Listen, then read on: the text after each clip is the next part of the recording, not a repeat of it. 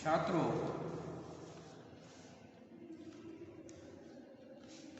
आज हम आपके समक्ष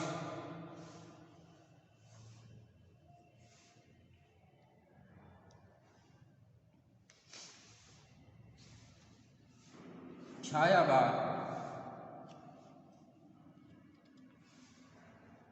नामक निबंध के सारांश की चर्चा करेंगे। ये निबंध आचार्य नंद दुलारे वाजपेयी ने लिखा। आचार्य नंद दुलारे वाजपेयी ने छायावाद के कवियों के लिए उस समय सहारा दिया जब कुछ समीक्षक इन छायावाद के कवियों और छायावाद को निशाने पर रख रहे थे।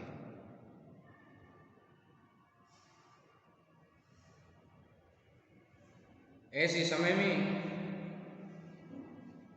छायावादी काव्य को नंद दुलारे वाजपेयी जैसा समर्थ समीक्षक प्राप्त हुआ, जिसने एक ओर तो उन समीक्षकों एवं आलोचकों के प्रश्नों का सही जवाब दिया, दूसरी ओर छायावादी काव्य के सौंदर्य पक्ष का उद्घाटन किया। आचार्य नंद दुलारे वाजपेयी इसी कारण से सौष्ठववादी समीक्षक के रूप में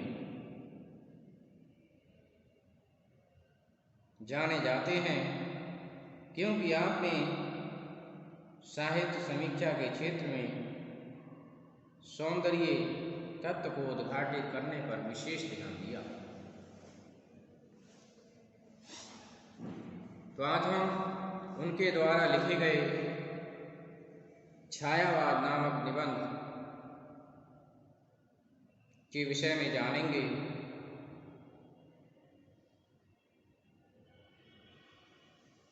छायावाद नामक इस निबंध का मूल विषय छायावादी काव्य और पूर्ववर्ती काव्य के अंतर को उद्घाटित करना है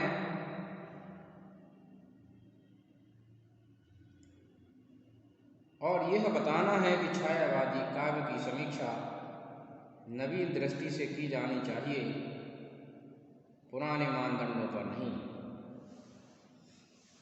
तो आज हम प्रस्तुत बिंदुओं के आधार पर इस निबंध के सारांश को हम समझेंगे।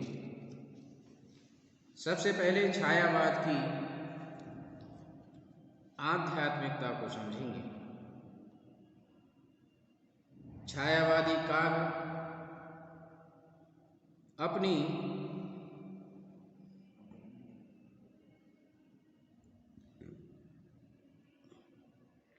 रहस्यमयी अभिव्यक्तियों के कारण आध्यात्मिक काव्य कहा जा रहा था।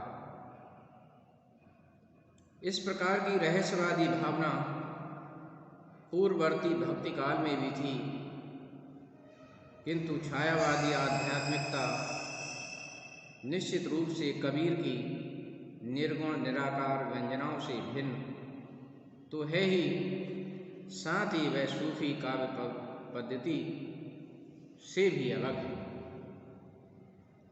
छायावादी काव्य का विरोध तमाम लोगों ने इस कारण से किया क्योंकि वे भक्ति काल काव्य के अभ्यस्त थे, किंतु ये काव्यधारा विरोध या अभ्यर्थना को अपेक्षा नहीं करती, अपितु सम्यक साहित्यिक समीक्षा की अपेक्षा रखती है।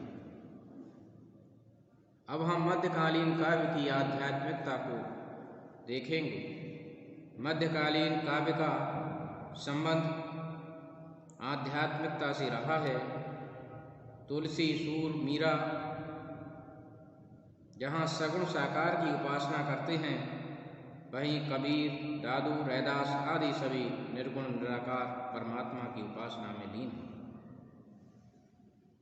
संत कवियों के साथ साथ सूफी कवि भी निर्गुणोपासक हैं, अतः उनके काव्य में भी रहस्यवादी उक्तियाँ मिल जाती हैं। सूर के काव्य में कृष्ण गोपियों के माधुर्य को देखा जा सकता है, तो तुलसी के काव्य में राम सीता की मर्यादापूर्ण चरित्र।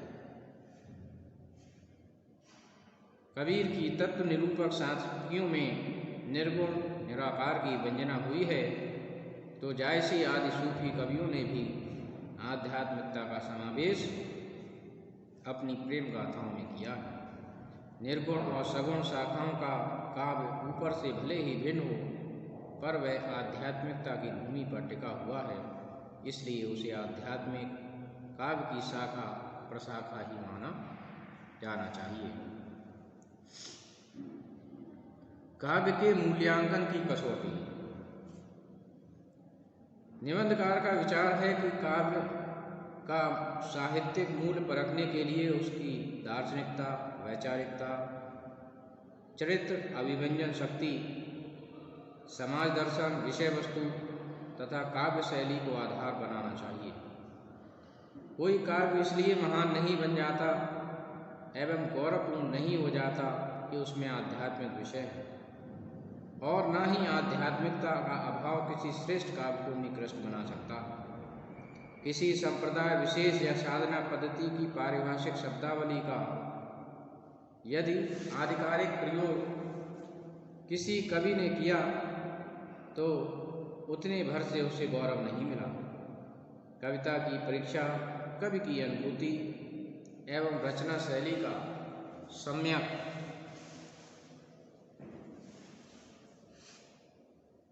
मूल्यांकन करके की जानी चाहिए, ना कि उसे किसी बात या सिद्धांत के आधार पर। उसके बाद बिंदु है भक्तिकालीन एवं छायावादी आध्यात्मिकता में अंतर।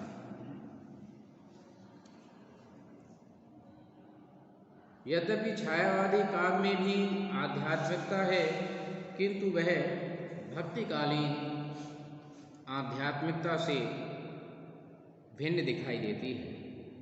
भक्तिकालीन काव्य की आध्यात्मिकता धार्मिक भावना से प्रेरित है, तो छायावादी काव्य की आध्यात्मिकता मानवीय और सांस्कृतिक भावनाओं से संचालित। 20वीं सदी की भौतिक और वैज्ञानिक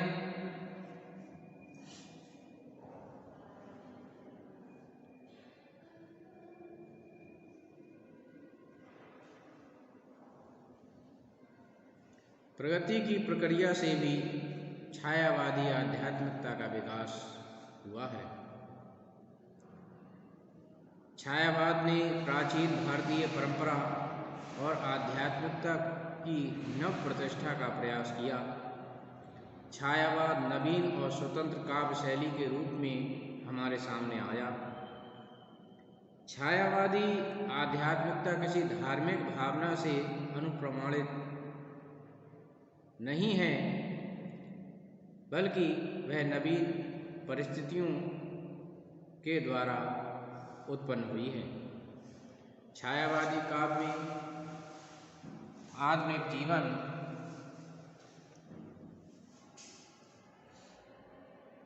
की अभिव्यक्ति हुई है। भक्तिकालीन काव्य में जीवन के लौकिक एवं व्यवहारिक पक्ष को गौण स्थान देकर उसे उपेक्षित किया गया है। वहीं छायावादी काव्य में प्राकृतिक सौंदर्य और सामाजिक जीवन से प्रेरणा ग्रहण की गई है। तो ये अंतर दोनों में दिखाई देता है।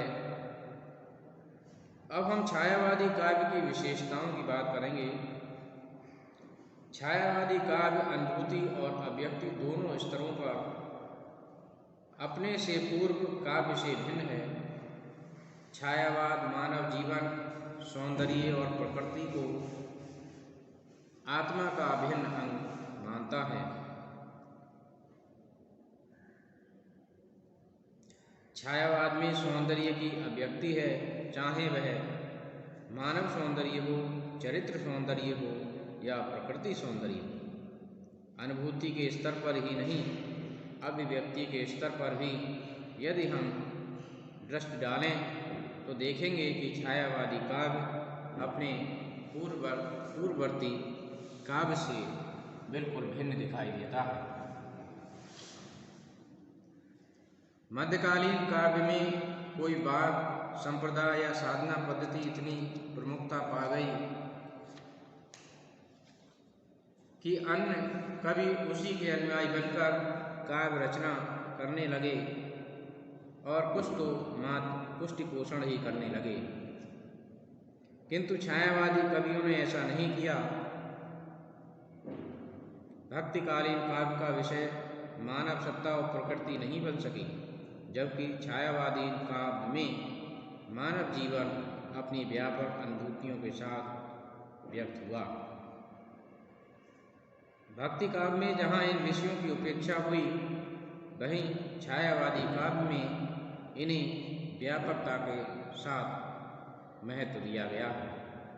तो छायावाद के रूप में विकसित हिंदी की नवीन काव्यधारा अपनी दार्शनिक पृष्ठभूमि अनुभूति के क्षेत्र में पूर्ववर्ती मध्यकालीन काव्य से बिल्कुल अलग दिखाई देती है। साथ ही छायावादी काव्य शैली में भी पूर्ववर्ती काव्य शैलियों से भिन्नता लिए हुए दिखाई देती है। छायावादोत्तर काव्य की भाषा शैली की दृष्टि से अपने पूर्ववर्ती काव्य से अलग है। छायावादी काव्य का मूल्यांकन उसकी नवीन शैली के आधार पर किया जाना चाहिए, न कि पुराने मानदंडों के आधार पर। लेखक अंत में कहना चाहता है कि जो छायावादी काव्य की कटु आलोचना करते हैं, उन्हें सचेत किया है कि वे इस काव्य की सम्यक समीक्षा उसकी विषय वस्तु शैली के आधार पर करें, न कि उसमें पाई जाने वाली निर्गुण आध्यात्मिकता के आधार पर। इस प्रकार आचार्य नंदलाल वाजपेयी छायावाद के प्रबल समर्थक माने गए हैं और उन्होंने छायावादी काव्य के सौंदर्य को उद्घाटित करते हुए अन्य समीक्षकों से भी ये आग्रह किया है कि वे आलोचना के लिए आलोचना न करें, तथ्यों को सामने रखकर छायावादी काव्य की समीक्षा करें। तो इस प्रकार से नंदलाल वाजपेयी ने छायावाद का प्रबल समर्थन किया है और वे इस बात पर जोर देते हैं कि समीक्षकों को छायावाद की विषय वस्तु, विषय और शैली को देखते हुए ही समीक्षा करनी चाहिए। तो मैं समझता हूँ छात्रों कि आपने इसको समझा होगा। धन्यवाद।